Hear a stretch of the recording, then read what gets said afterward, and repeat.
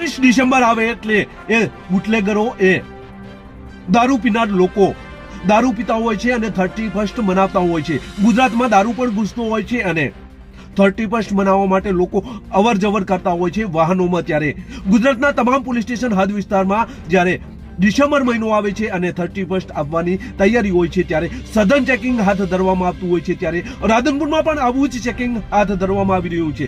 રાધનપુરમાં નીકળતા વાહનોને સાંજના 6 વાગ્યાથી માંડીને 9 વાગ્યા સુધી આ વાહનો ચેકિંગ કરવામાં આવી રહ્યા છે, જેમાં પૂર ઝડપે વાહનો ચલાવનાર વ્યક્તિઓ સામે ગુના નોંધવામાં આવી રહ્યા છે.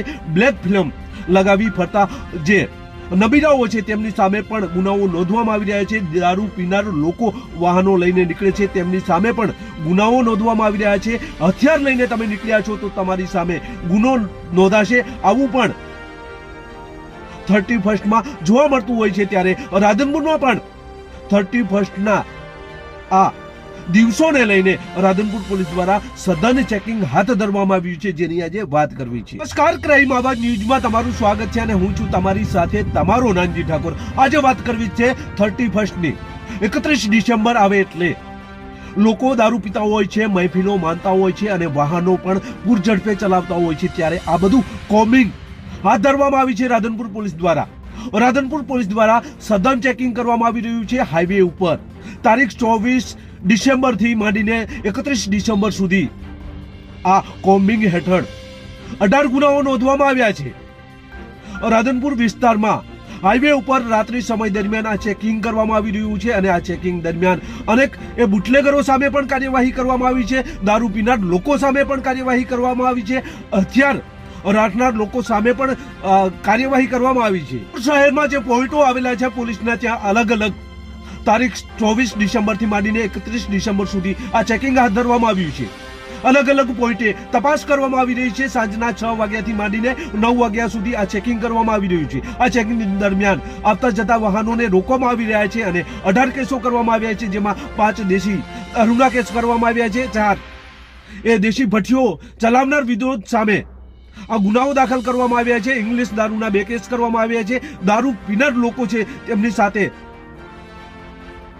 જે કાર્યવાહી કરવામાં આવી છે તેમાં 7 કેસ કરવામાં આવ્યા છે. નશો કરીને વાહન ચલાવનાર છે એ લોકો વિરુદ્ધ 6 કેસ કરવામાં આવ્યા છે. જાહેર હથિયારો સાથે નીકળેલા એ વ્યક્તિઓ વિરુદ્ધ અને હથિયાર ધારણ કરનાર એ ઈસમો સામે 2 કેસ કરવામાં આવ્યા છે. પૂર ઝડપે વાહન ચલાવવા બદલ BSNની કલમ 281-03 કેસ.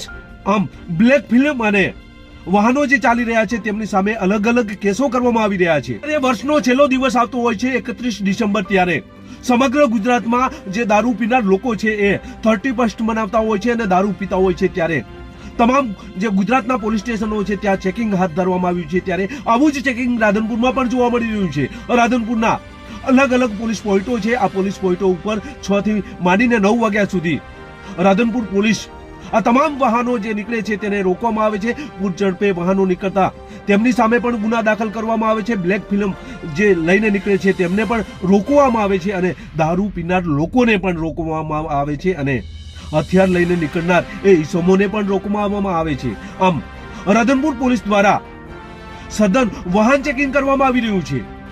તમે પણ આ વિસ્તારમાં જો દારૂ પીને નીકળશો તો તમને પણ રાધનપુર પોલીસ પકડશે અને તમારી સામે પણ કેસ થશે. એટલે 31st હોય તો પણ દારૂ પીવું જરૂરી નથી.